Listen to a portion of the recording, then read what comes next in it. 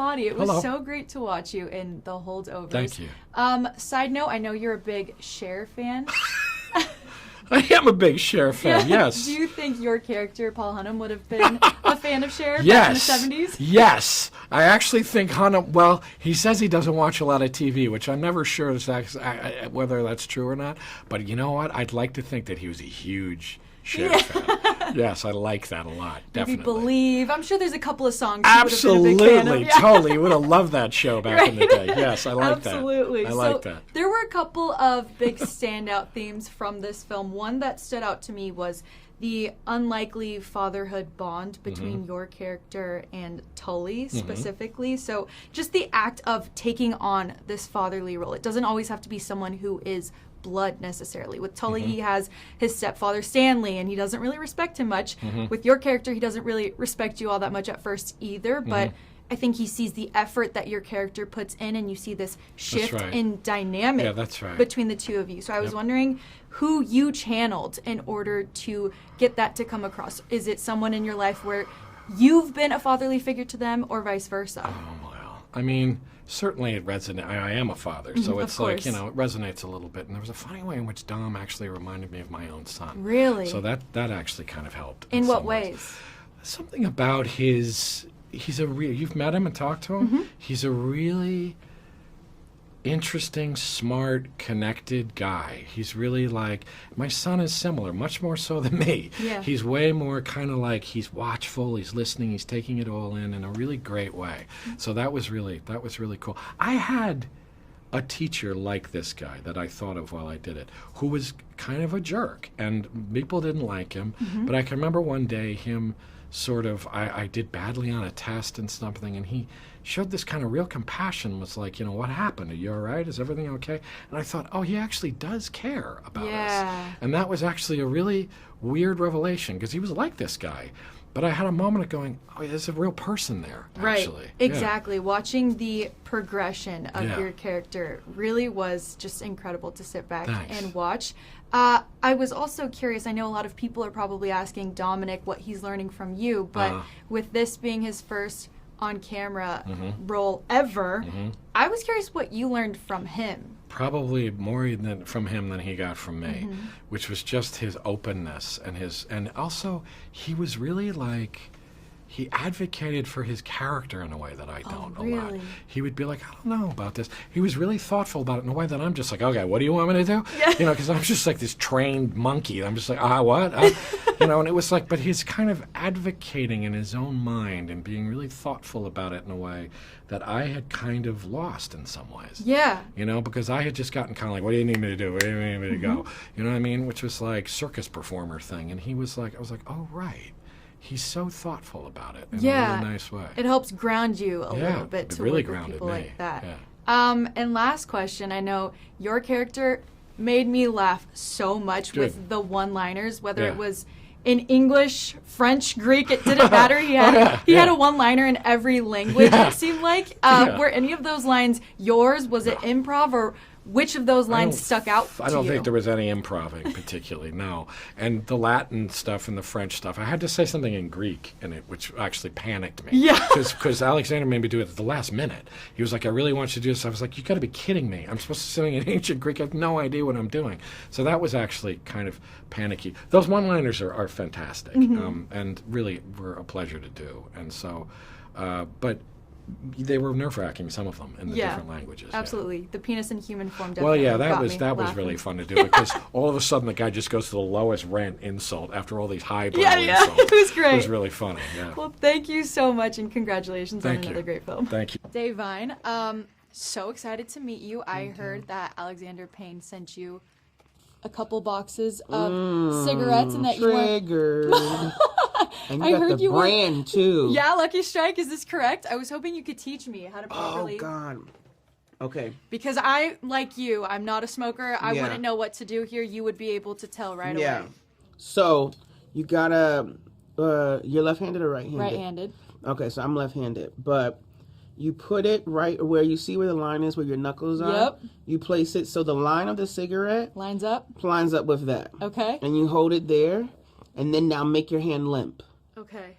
Boom. Got Can it. you see it? Can Ready. you catch it? You're already, it looks good right there. Oh, elite right here. Yeah. Oh, but flip it the other way around. Oh my gosh, you're showing me backwards right now. See, left-handed. Here we go. Thank So you. line it up, line, hand go limp. Yeah. Yes. And then all it I is don't know about this. that part. Bottom of your lip. Should we do the rest Now of the let it interview like hang. this? Yep. Oh, bring it back in. A little too far out. We'll do the rest of the interview just like this. No way. Okay, let's do it. Okay. I'm down if you are. I'm doing it. I'm committing. So with you, first of all, I loved your character. You're not going to be able to understand me. I'm taking it out, but you can Okay. leave it there. I'm going to let leaving you do that. How much studying did it take for you to focus on a character like Mary Lamb, where you have the accent, you are thrown back to the Right. 70s, you have a cigarette, and you're not someone who's ever smoked before? Never. Or at least from what I've heard. No, I've never smoked before. That's I'm a what I thought. singer, so I don't, Right. you know what I mean? I'm not smoking. He sent me 2 packs of it. As soon as he said I had the job, started diving into that. I had an acting coach. I called up my acting guru teacher at Yale and did text analysis with him. I studied the... How many stages of grief is it? What's the number? Is it the 7 stages? 7 sounds right. Yeah, the stages of grief. I studied that because I wanted to show all of them Yeah. throughout the course of the movie. What else? Oh, I focused in on history. It's a lot that went on between 1968 to the 70. It's months before MLK passes, JFK passes, we go straight into Vietnam War. It's probably one of the most bleak, as they said, bleakest times of America to date. And so to know that those are just the given circumstances, Right. that's heavy. Yeah. That's really, really heavy. And you could tell how much you studied, especially in comparison to other roles that you have played. Mm-hmm. The scene that really stuck out to me with your character was when you were unpacking your baby's clothes and putting it aside for, I assume it was for your sister's baby. My to-be nephew, yeah. And completely nonverbal in that scene. There Yes. wasn't a single word Yes. spoken. I was curious about what level of difficulty those nonverbal scenes weigh on you in comparison to one where there's a monologue or there's a lot of lines to kind of portray how your character is feeling in that moment. Yeah, that was probably the biggest component that's different from any other project I've ever done. It requires you... There's still a monologue going on. For me, in my process, is going on internally.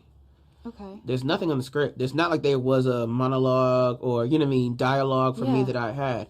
I had to create a monologue for myself so that it was clear of what I was navigating, if that makes sense. Absolutely. I had to, unlike Davine, I had to get comfortable in the silence and in the mundane and in the boring. I'm a Gemini and I'm a Taurus on the cusp. I need stimulation all the time. Right. So I would be like, ugh, like I would get jittery. And that was a big thing. She's completely different from me. That I had to like slow down and really settle and sit in it.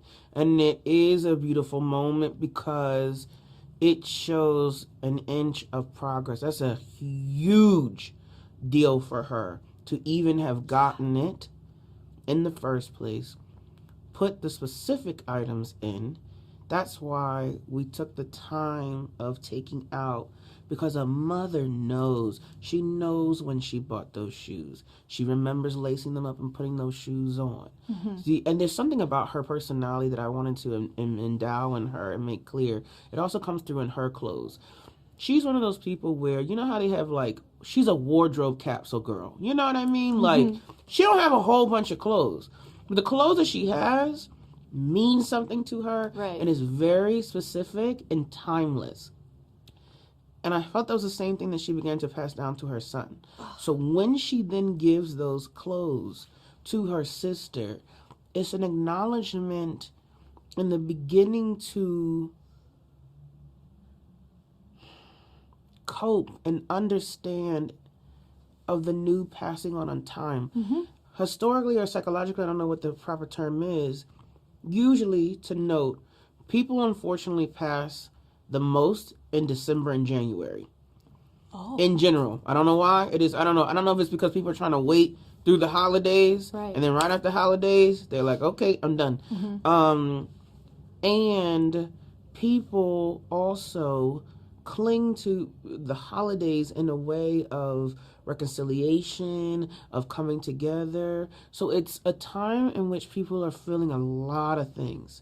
And I'm just so grateful that this movie is an unorthodox holiday movie in which you can show, because no one forgets their first holiday of the person that's passed. A lot of times they say that's the hardest one. Yeah. Because you're going through so much emotion and you're remembering so much, because that's what the holidays is for. It's time to slow down. And so it's beautiful that they all are pained and going through something, and she is able to take up space and no one's shutting her up or, you know what I mean, shutting her out. Yeah, you did an incredible job. That scene made me cry, like I mentioned, and you even kept this in your mouth the entire time. Like a pro. Yeah, you know what you're doing. I see. Thank you so much, and congratulations. So nice to meet you. Nice to meet you. Dominic, a huge congratulations to you with your first on-camera performance. It was incredible, and I just couldn't believe that that was the case. I wanted to read a line to you that director Alexander Payne said about you. He said, "The real movie is going to be the documentary about what happens to Dominic Sessa after the film comes out." Not sure if you heard He that said yet. that? Yeah, he said. Okay, well, that's great. I wanted to know your initial reaction to what he had to say. Yeah, I mean, that's great to hear him say something like that, because he won't say something like that to my face, of course. But no, it's incredible. And yeah, I mean, obviously being in an incredible movie like this with Alexander Payne, Paul Giamatti, I don't really know how my life will change. I mean, I imagine maybe in some ways, but I'm just so grateful to have been a part of it. And if this is the last movie or the only movie I ever make, I could die happy, you know? No shot that would be the case. Yeah. I was also curious about who your first call was when you found out that you got the role. Oh, my mom, of course. Yeah. Well, yeah, I called my mom, and I called her 3 times. She's like, "Stop calling me. Like, I'm at work right now." And I'm like, "No, I got it. Like, I got the role." And I think she left work and drove home when I told her that. But yeah, that was definitely a memorable moment, sharing that with her. Yeah, that's huge, and you'll never get that first back. So of course it has to be Right, with yeah, your mom. Exactly. And I also wanted to know about the audition process from your side. I know that they said that they auditioned about 800 people for that role. None of them stood out. And then how did that character end up coming your way? Yeah, I mean, I was a senior in high school at Deerfield Academy, and there was discussion about, this production company coming to look at it for a location. Casting directors came to look for background kids, and I thought, I want to maybe sit at a desk or something. Like, that would be cool to see what what it's like to have a movie made. And then, yeah, I guess, they liked something about me. Alexander says it's my hair. I don't know. And something that got me a call back and got me in the room again with them. It was tough. I mean, it was originally written for like a younger kid, so it was hard to kind of get there initially, but they adjusted things, and the kid's older in the final film and the final script that they went with, and it just really felt like myself by the end of it. And what was the most challenging scene for you to film? I think the last scene, I think, with Paul and I, when we say goodbye to each other, because, a scene like that is really challenging for an actor, because you're saying these words, but what you're saying isn't really what you're saying, like you're trying to show these emotions and tell somebody that you love them without saying that, which is challenging, but that's the juicy stuff you love as an actor, and when you can capitalize on that, it's special, for sure. Yeah, of course. What was your prediction for what would have happened with them too? I haven't thought about it. This is something Really? I've not thought about, I just think it's an interesting thing about it is, they go off in their different ways, but you don't know what's going to happen, exactly. Maybe Angus doesn't, get his crap together. Maybe Paul doesn't make it to Carthage or wherever. You just don't know, and that's kind of a nice thing, I think. Yeah, that's kind of the beauty of it, right? Totally. Well, thank you so much, and again, a huge congratulations. Thank you. I really appreciate it.